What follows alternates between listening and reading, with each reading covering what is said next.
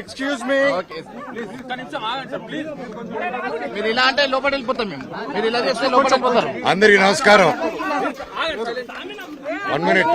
Silent silent brother.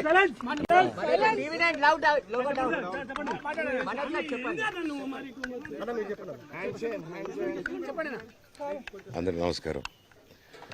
నేను ఆస్తి కోసమో డబ్బు కోసమో ఈ పోరాటం చేయట్లేదు. ఎందుకంటే ఇది పోరాటం కూడా కాదు, ఇది ఆత్మగౌరవానికి సంబంధించింది, నా భార్య పిల్లల సేఫ్టీకి సంబంధించింది.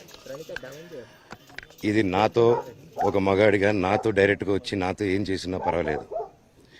నా భార్య పేరు ఇంక్లూడ్ చేయడం, నన్ను తొక్కేదానికి నా 7 నెలల పాపని ఇంక్లూడ్ చేయడం, నా బిడ్డల ఇంట్లో ఉండగానే అలా బిహేవ్ చేయడం కరెక్ట్ కాదు.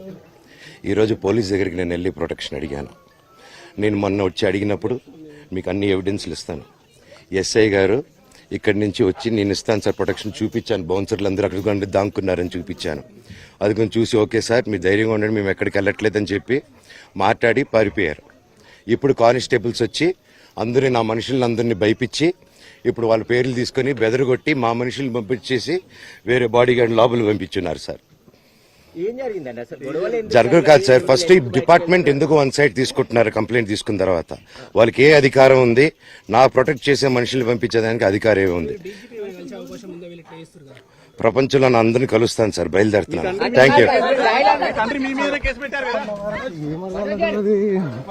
అసలు విషయం